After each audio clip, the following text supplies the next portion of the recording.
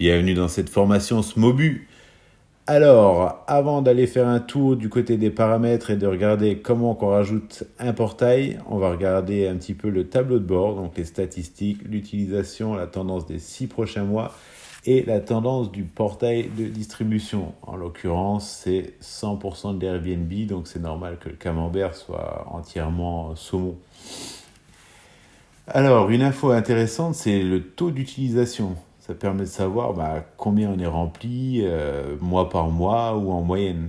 La tendance des 6 prochains mois, c'est un peu compliqué, surtout en ce moment.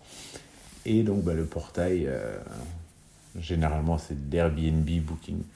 Donc là, vous pouvez voir le calendrier, c'est là où apparaissent vos réservations. J'ai fait exprès de le décaler sur 2021 pour préserver la confidentialité de mes voyageurs. Alors sans plus attendre, on va dans les paramètres.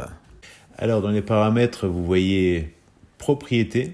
Donc en fait c'est ici que vous devez rajouter vos logements. Donc on ne va pas le faire parce que c'est 5 € supplémentaires pour chaque logement. Donc pour l'exemple, on ne le fera pas, mais d'abord vous rajoutez la propriété et ensuite vous allez dans portail de réservation. Comme vous voyez, il y a déjà différents moteurs qui sont référencés. Donc pour l'exemple, on va rajouter un nouveau moteur, celui de Morning Croissant. Alors bien sûr, il faut d'abord avoir créé son annonce sur Morning Croissant ou même Airbnb.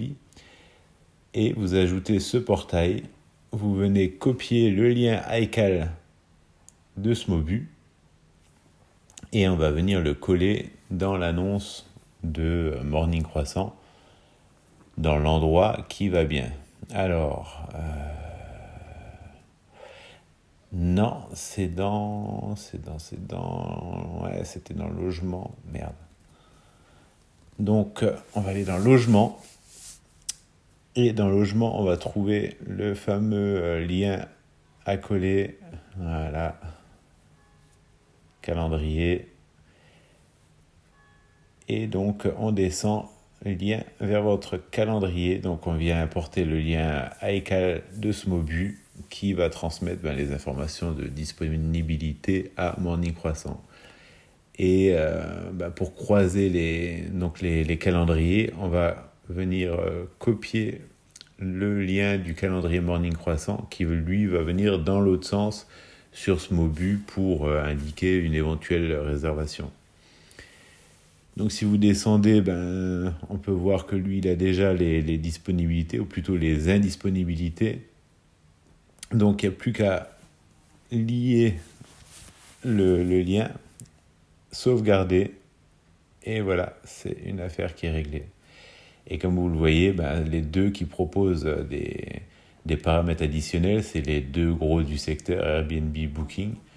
Donc en fin de compte, c'est uniquement des paramètres vraiment liés à ces opérateurs-là. Donc vous pouvez augmenter par rapport à votre prix de base de votre site internet le prix. Et après vous avez tous les réglages de base, prix, acompte, ce qui s'ensuit, tout ce qui est vraiment lié à Airbnb et Booking.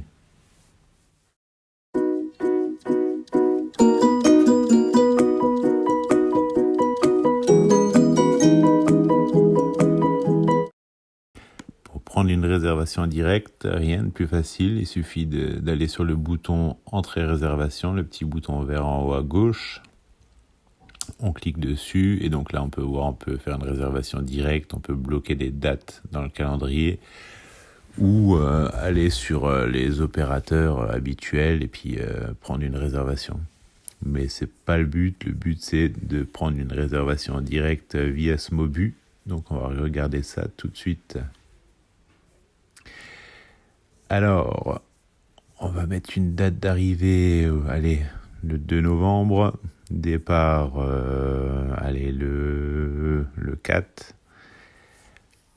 Non, on va mettre Monsieur Dupont, Jean Dupont. Son mail, il va s'écrire directement parce que j'ai déjà pris plusieurs fois cette vidéo. Et donc, le choix français... ou peu importe. Donc il vient avec 2 adultes, 2 enfants, le prix de base que vous avez renseigné, les frais de nettoyage, et donc on va rajouter l'acompte plutôt la caution, pour se prémunir d'éventuels risques de dégradation. Donc voilà, on peut voir après le détail, on peut mettre un numéro de téléphone, les heures d'arrivée, de sortie. Et voilà, c'est tout simple. C'est fait, il n'y a plus qu'à valider. Tac. Et là, on voit donc Monsieur Jean Dupont, donc du 2 au 4, en réservation directe, couleur verte.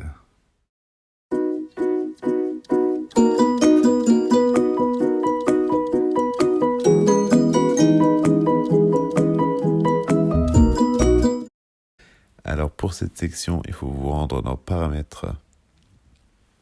Vous descendrez tout en bas de la page dans Intégration externe.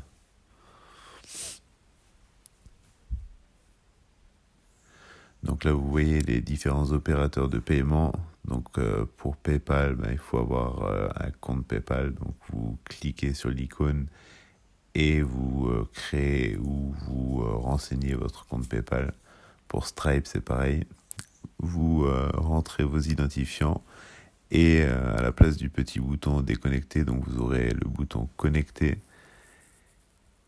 Et à ce moment-là, vous rentrez vos identifiants et votre compte Stripe est donc intégré. Pareil pour Suicly, vous cliquez sur l'icône et là vous montez sur suicly.com, vous créez votre compte et ensuite vous obtenez une clé API que vous renseignez juste en bas et vous cliquez sur connecter. Donc pareil pour les autres opérateurs. Donc là on peut voir pour PriceLab. Pareil, il faut créer un compte PriceLab. Et ensuite vous renseignez les infos, l'API key, la clé API plutôt. Et puis vous connectez le compte pour le synchroniser directement avec Smobu. Et après, pour gérer vos prix, je vous conseille d'aller voir la formation de Romain Giacalone qui est vraiment complète sur la gestion des prix dynamiques. Après, pour les serrures connectées, nous on travaille avec Igloo Home, aussi avec Nuki, mais pas spécialement pour l'ouverture des portes, donc aucun intérêt. Mais pour Igloo Home, c'est pareil, vous créez votre compte Igloo Home. Une fois que vous avez acheté une boîte, une Smart Keybox ou une autre serrure connectée de la marque, et en fait, il vous suffit de la connecter via cette page. Et après, les codes se synchroniseront automatiquement.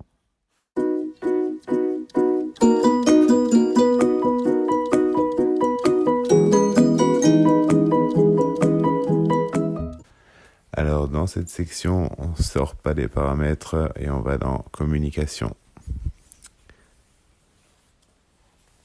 On va donc créer un message qui nous permettra soit d'envoyer un code Igloo Home, soit d'envoyer le lien vers la caution Suicly. Donc on crée le modèle à partir de 0.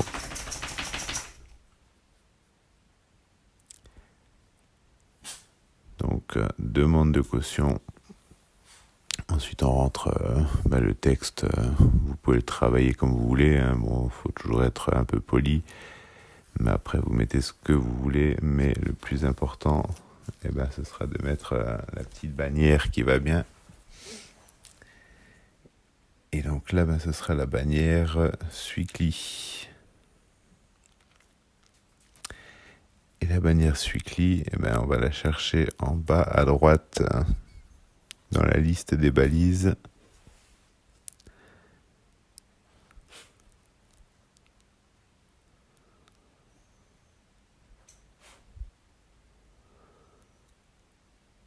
Tac, là voilà.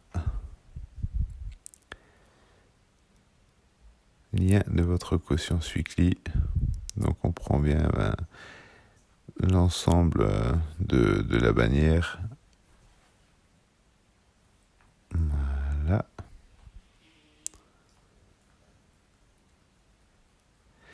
Et on vient l'installer juste à côté du lien. On met un petit espace.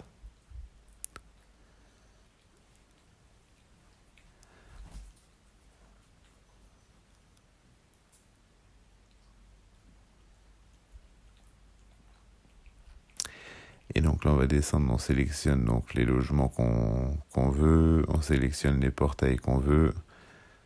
Donc là, pour la caution, pour ce qui est bloqué, ça sert à rien d'envoyer un message.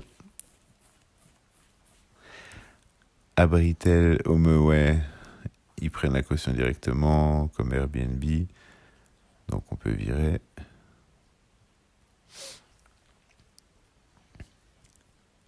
Morning Croissant, pareil. Et donc après, on descend. Donc ce message, il est envoyé au moment de la réservation.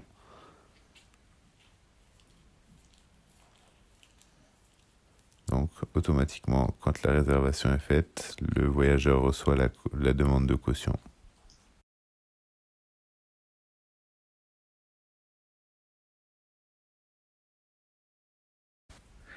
Alors maintenant qu'on a créé cette demande de caution, on va faire tout de suite un deuxième message.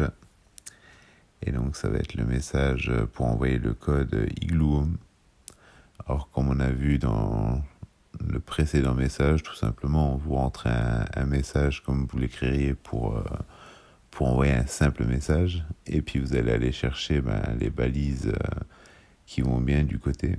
Donc là, c'est un exemple donc pour le lien Igloo, enfin plutôt le lien Sweekly. Et donc là, maintenant, on va faire la même chose pour le code. Donc la toute petite différence, c'est qu'en fait, l'autre, ça met un lien. Et en fin de compte, là, ça va mettre le code qui est généré directement par Igloo. Donc pour chaque voyageur, ils vont chercher les infos. Ça donne le code pour chaque séjour.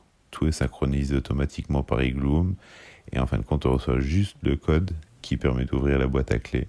Et donc avec cette balise, au lieu de Igloo Lock Code, ils auront une série de chiffres qui auraient été générés par le système. Donc là, pareil, les portails, vous mettez par contre tous les portails, parce que là, il faut donc informer toutes les plateformes de réservation. Et moi, ce que je fais, je l'envoie toujours 2 jours avant, parce que généralement, il peut y avoir une annulation, donc c'est mieux de l'envoyer assez tardivement pour justement que les gens n'aient pas le code et qu'ils annulent entre-temps et qu'ils pourraient venir dans votre logement.